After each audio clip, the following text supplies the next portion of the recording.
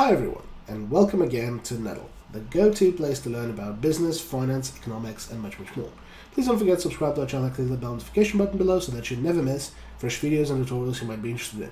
Many thanks to our current Patreon supporters and YouTube members for making this video possible, and we'd also greatly appreciate if you consider supporting us as well. So please click the link in the description or click the join button below for more details. My name is Seva, and today we're investigating a crucial concept in econometrics and in data analysis in general, which is instrumental variable regression and the two-stage least squares procedure. Instrumental variable regressions are crucial in understanding the leap from multiple linear regression to causal inference, which is trying to establish causal relationships from observational data. It is quite common to criticize econometric analysis by just saying that, well, econometrics studies correlation, but correlation does not imply causation. Some of the relationships we identify might be spurious, and econometricians have taken this criticism on board over the past 6 decades at least, and developed a set of procedures to address this problem and establish causality based on observational data. And instrumental variables are the oldest and the most famous method that deals with spurious relationships and establishes causality. And today we'll investigate the application of instrumental variables based on perhaps the most famous application of them historically in the Acemoglu, Johnson and Robertson 2001 paper that studied the relationship between log GDP per capita of a set of ex-colonies. So we've got 64 ex-colonial countries, the original Acemoglu et al. Dataset, and their institutional quality. So our dependent variable is log GDP per capita in 1995, and our independent variable is the protection against expropriation value, which is a measure of property rights protection, so a measure of how good are the institutions in this or that country.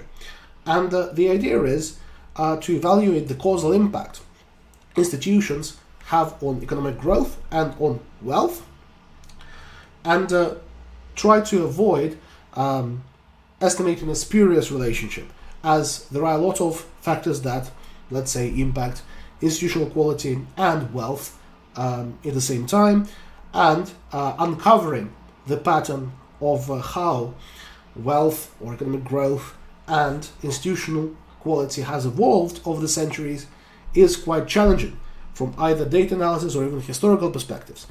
So instrumental variables can help here. But what do instrumental variables address, and how can one find a good instrumental variable?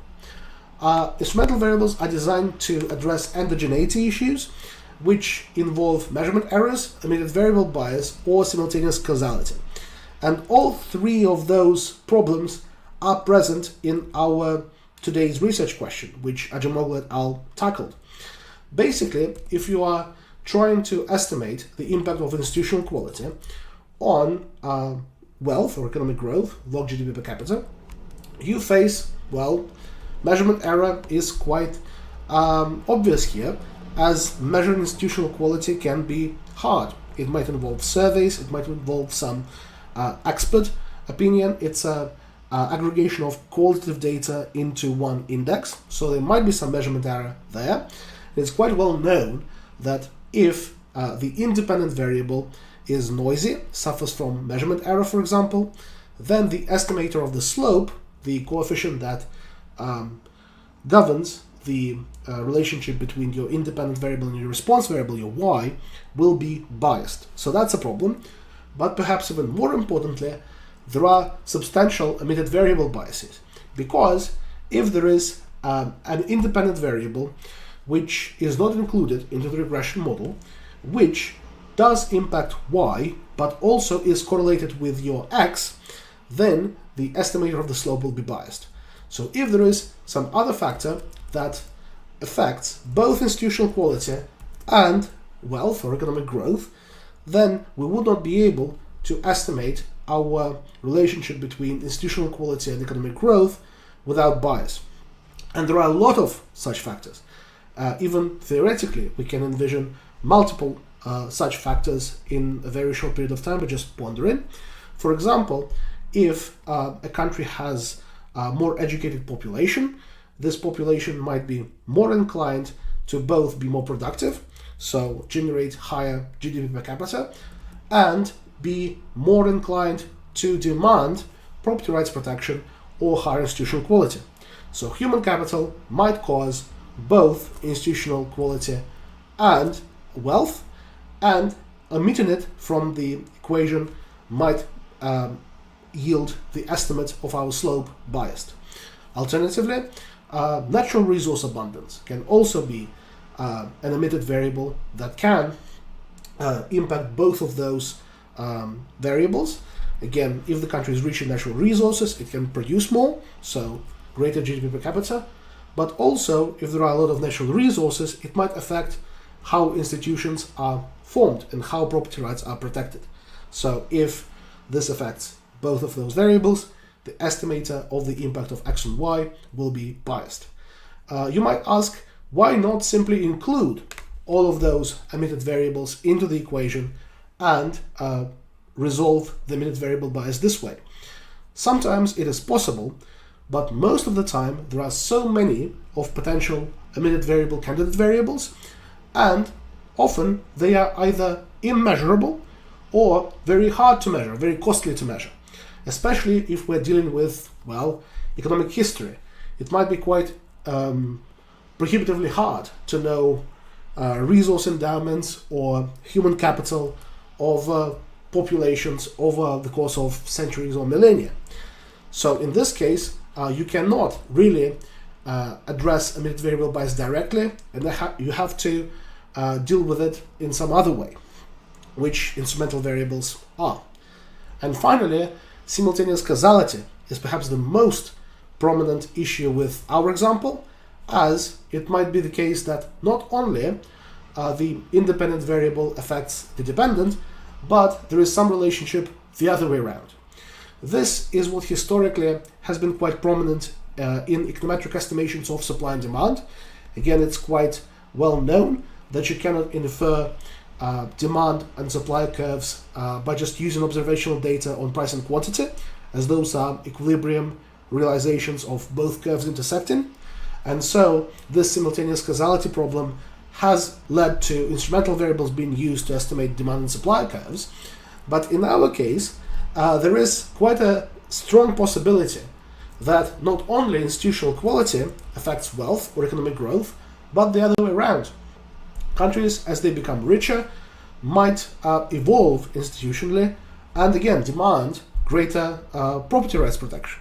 So there might be a case where the relationship is actually the reverse, and our OLS regression, if we run one, will not capture the causal relationship precisely. And so an instrumental variable is needed there to address those three issues. Again, in various applications, one of the three might be present, some of them might be absent, or some of those three issues might be the most prominent or the most obvious. But a good instrumental variable can resolve all three simultaneously, in theory. And, well, what is a good instrumental variable? Well, first of all, an instrumental variable needs to be a variable that causes X. So a variable that's quite closely related to our independent variable of interest.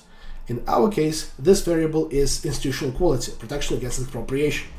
So quantitatively or technically, this means that the first stage regression of your independent variable onto the instrumental variable needs to be strong with a high F statistic. Again, a rule of thumb is that the F statistic of regression of your endogenous independent variable onto your instrument needs to be greater than 10. That is a good rule of thumb. But most importantly, the instrument needs to be exogenous, which implies that the only way the instrumental variable can affect the response variable, y, is through its impact on x. So there can be no direct impact an instrumental variable has on y, or, which is also very important, no indirect effect the instrumental variable can have on y through other means. This condition is very qualitative, and it is impossible to completely test for it econometrically.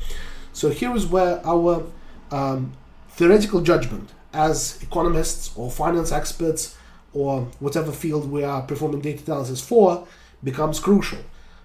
Is there a theoretical possibility that your candidate instrumental variable impacts your response variable not only through your independent, but through some other means? Well, Acemoglu, Johnson, and Robinson claimed that there is a particular variable that satisfies both of those requirements.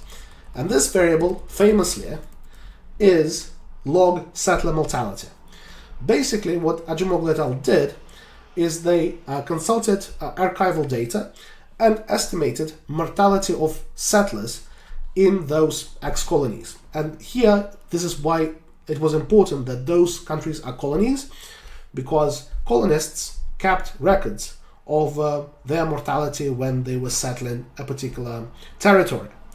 And what Acemoglu, Johnson, Robinson claimed is that territories where settler mortality was low, settlers could establish their own settlements and establish institutions that were very similar to those that they had back in their home countries, and they needed institutions to protect their own property rights and ensure the smooth function of their local economies.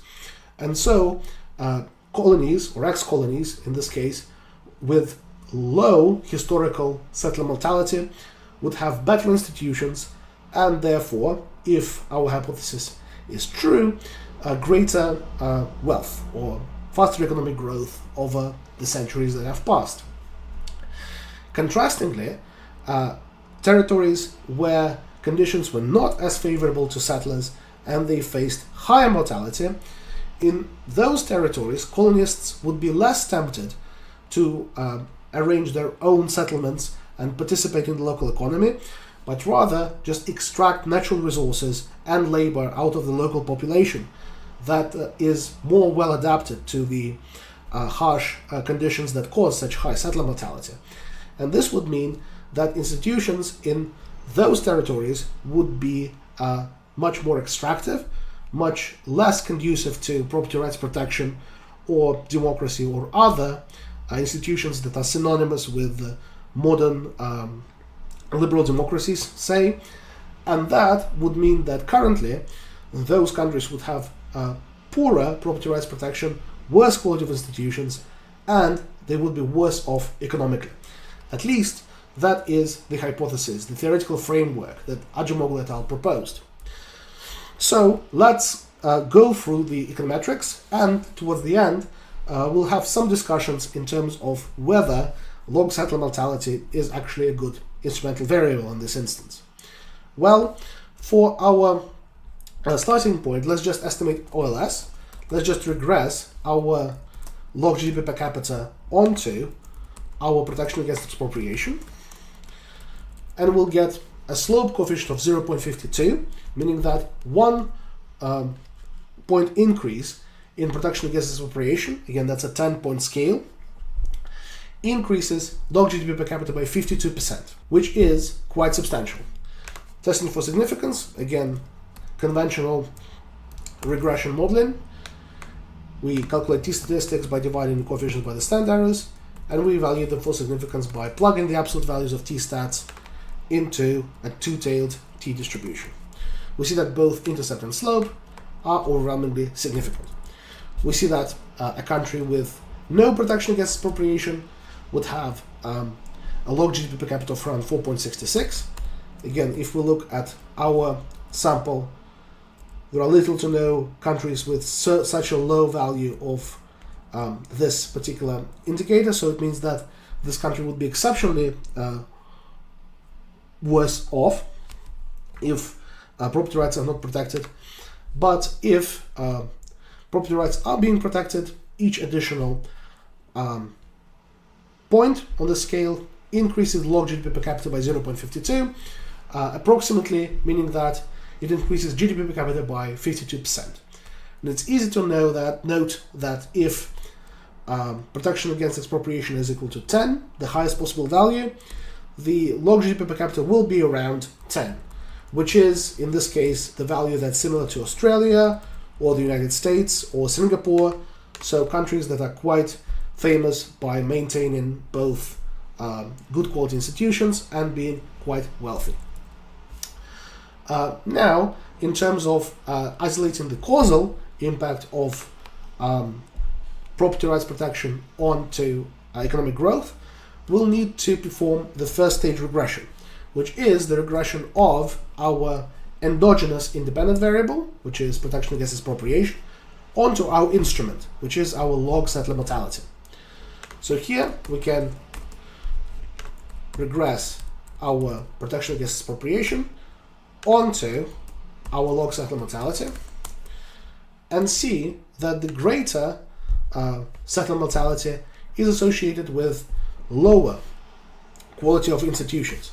The R squared is 0.27, and the F statistic, which is reported in the fourth row of the line as template on the left hand side, is 23.34, which satisfies the relevance criterion, with the first stage being reasonably strong. F statistic is greater than 10.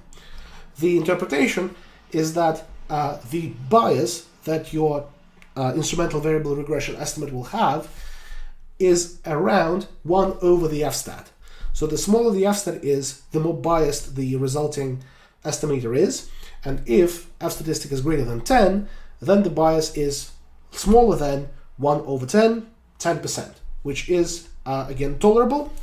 But if F statistic is around 23, then bias is around 4% only, which is even better for the resulting regression output. So our first stage is reasonably strong. The first requirement of log settler mortality being a good instrumental variable is satisfied. However, let's study the relationship a little bit more closely. So here we can see where the value of log settler mortality is the highest. We can see it's quite high in Gambia, and it is quite low, for example, in Canada. And that does correspond, again, anecdotally, to the Acemoglu et al. Conjecture that in, for example, Canada, where settlers were not experiencing particularly high rates of mortality. Again, if we think about it, this difference is multiple orders of magnitude difference, as it's a log scale. They would be inclined to form their own settlements, establish property rights protection so that they can integrate themselves into the local economy and flourish. Whereas in, let's say, Gambia, where log settler mortality is very high, settlers would not be tempted to establish their own settlements and would rather just use this colony, this territory, to extract natural resources, which has some direct institutional implications, which might persist to this very day. So now, interpreting the coefficients of the first stage regression, we see that one unit increase in log settler mortality is associated with a 0.61 drop in the protection against expropriation score. So basically, if settler mortality is very low, then you would expect your protection against expropriation score be very high, close to 10, whereas if it's extremely high, you would expect it to drop further and further, until it reaches 0. And quite similarly, we can also test for statistical significance for those coefficients and see that they are overwhelmingly statistically significant. Now we can calculate, finally, the instrumental variable estimator of the slope and compare it to the one given by OLS for the very purpose we have constructed all of our templates so far. And the idea here would be to calculate the fitted or the predicted value of x, our independent, given the first stage regression. Basically, we will use not the entire variation in our independent variable, institutional quality, available to us, but only the one we can trust is exogenous. The only one we can trust to generate causal impact onto y, and therefore applicable for us to extract the causal relationship between X and Y. So in our case, institutional quality and economic growth. So for that, we need to use the intercept and slope from our first stage regression, both locked, as well as the value of our instrumental variable Z, which is log settler mortality. And we can apply it throughout. And now we can use the two-stage least squares framework, so regress our original dependent variable, response variable Y, log GDP per capita, onto the fitted value of our independent, so fitted X, fitted institutional quality, to generate a causal estimate of the slope coefficient, because we are now estimating the impact not of total variation in X, but just the one that's driven by exogenous change, driven by the instrumental variable, driven by the change in log settler mortality. Because, for example, if you look at Algeria, the log settler mortality in Algeria was actually reasonably low, and the model predicted that the institutional quality in Algeria would be higher than it actually is, whereas in Australia, for example, the predicted value of institutional quality is quite a bit lower than the actual observed value. So we factor out the fluctuations that have not been captured by the variation in instrumental variable and only leave the fitted term in. This is how we remove potential endogeneity concerns. So for the two-stage least squares estimate, we can simply regress our dependent variable, log GDP per capita, onto fitted X, and see that our slope is now equal to 0.92. Comparing it to the OLS slope of 0.52, we see that the original estimator was actually quite a bit biased. It underestimated the relationship between institutional quality and log GDP per capita by almost a factor of 2. So this is both visually appealing, and it is also economically significant, because the relationship magnitude was mismeasured by almost a factor of 2. What is unfortunate here is that those standard errors cannot be used to evaluate statistical significance of the estimators, because if we do that, those t-stats would be exaggerated. Why is that? Well, those standard errors are too small due to the fact that the regression model here assumes that we are interested in the relationship between Y and fitted X, while in actuality we're interested in the relationship between Y and X. So there will be quite a bit more volatility in our model, and those standard errors will need to be inflated. How? We'll approach that in several minutes time, but for now what I would show is that the R-squared values for the OLS and the two-stage least squares regression are actually different, with the OLS value being higher. This corresponds to the bias-variance trade-off. The OLS regression has less variance, R-squared is higher, meaning that standard error is lower, but in this case it is biased, because it gives you a widely different estimate of slope due to endogeneity associated either with measurement error, omitted variable bias, or simultaneous or reverse causality. Now, I also wanted to show how to calculate the values of those coefficients differently. So the second famous example, apart from the two-stage least squares, is the so-called indirect least squares approach, where we use two regressions, the first stage regression of the independent onto the instrument, and a regression of the dependent onto the instrument, and then using the exogeneity assumption that the only way changes in Z can lead to changes in Y is through changes in X, we can estimate the instrumental variable value of the slope as the ratio between those slope coefficients in those two separate regressions. So for the indirect method, we need to regress our dependent variable Y, log GDP per capita, onto log settler mortality, our instrument, and obtain the slope coefficient, minus 0.57.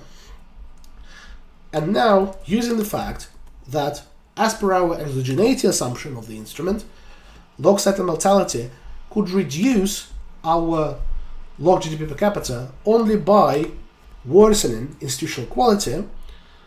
Our estimate of slope is the ratio between the slope from the regression of y onto z and x onto z, which gives 0.9235, which is exactly equivalent to the slope given by the two-stage least squares regression, where you directly regress y, your response variable, onto the fitted x, where you isolate only the variation that's exogenous, that is due to your instrumental variable. There are also two matrix methods to retrieve your estimators. The first of them just uses the fitted independent variable matrix X. So here it is very similar to the conventional matrix representation of the OLS regression. So we do an inverse matrix of a product of transposed fitted X, which is over here, onto non-transposed fitted X. Then we multiply it again on the right by transposed fitted X. And as a final step, we multiply it on the right by the vector of dependent variables y. And we see it gives this intercept and slope exactly the same as the two-stage least squares representation. Whereas the second matrix form is a little bit more interesting, which actually does not use the fitted X whatsoever. It just uses the matrices of instruments and your original independence. Let's try that. It will be an inverse matrix of a product of transposed instruments and non-transposed original independence. Then this needs to be multiplied on the right by transposed instruments once again.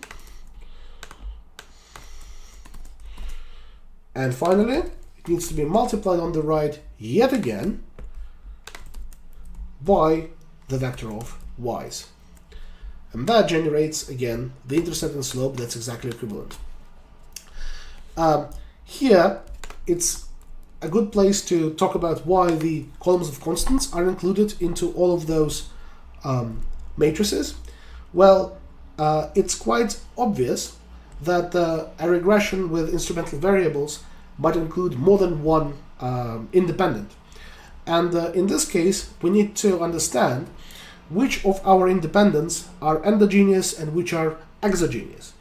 So if a variable is exogenous, so we do not have any of those concerns with it, it can instrument for itself. So the whole variation of this variable can be used to estimate its causal effect on y.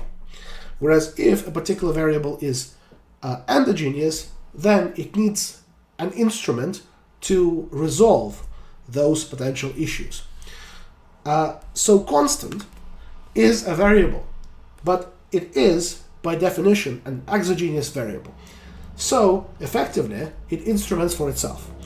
But if we have got multiple explanatory variables, multiple x's, we will need to understand which of them are endogenous, and therefore they need at least one instrument per variable, or whether they are exogenous. And then, in the matrix representation of the instrumental variable regression, they can be just duplicated as instruments of themselves.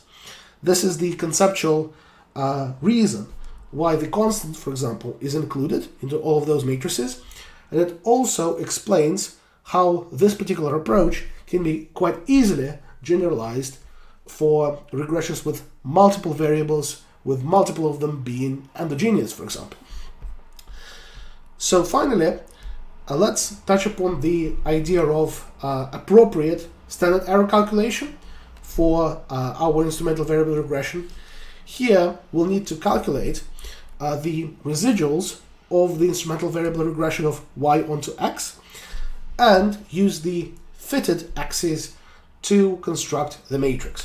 So for that, let's estimate the fitted y from OLS, the fitted y from instrumental variable regression, and the estimator of the error term from the instrumental variable regression.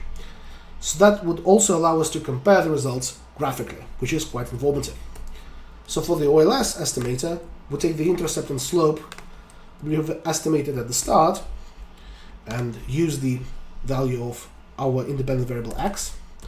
For the instrumental variable regression, we use the intercept and slope, let's say from the two-stage least squares, and we still use the independent variable, as our instrumental variable regressions still tell us about the relationship between y and x, and not y and z or y and fitted x.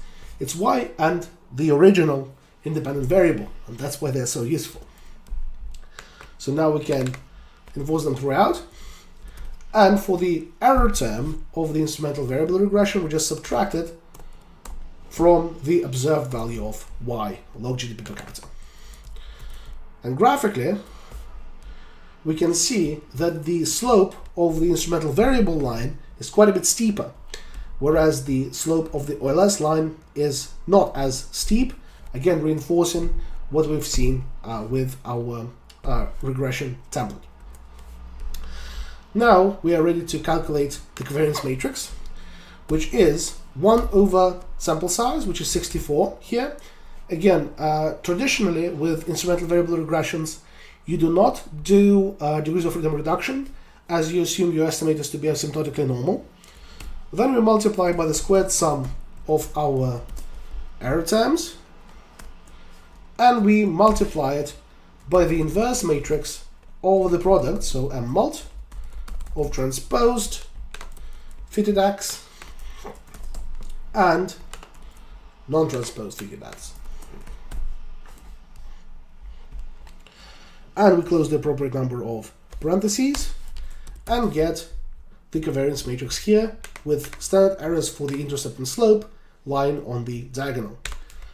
So for the coefficients, we can just refer to the coefficients from the two-stage least squares or from any other representation. We have seen that there are at least 4 different methods how instrumental variable coefficients can be retrieved. And for the standard errors, we're using square roots of the diagonal elements of our covariance matrix. And here we quite clearly see that those standard errors are substantially higher than the ones given by the Linus template when we're doing a two-stage least squares. So again, please do calculate the standard errors for your instrumental variable regression separately or by using a statistical package. And now for the z-stat, we can divide coefficients by the respective standard errors and use a two-tailed z-test, so 2 times 1 minus the standard normal distribution, absolute value of z cumulative, to evaluate them for statistical significance. And we can see that the two-stage least squares estimate of the causal effect of institutional quality on log GDP per capita is overwhelmingly positive and significant, and it's quite a bit higher than the original OLS estimate that we can deduce has been biased due to measurement error, omitted variable bias, or simultaneous or reverse causality concerns.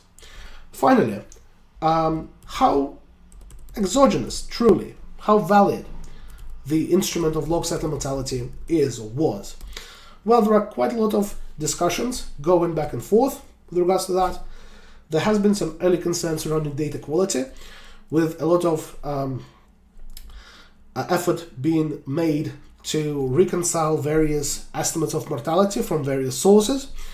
Also, it has been proven that this regression is quite sensitive to outliers, so some outlier estimates of mortality, when removed, affect the results quite drastically.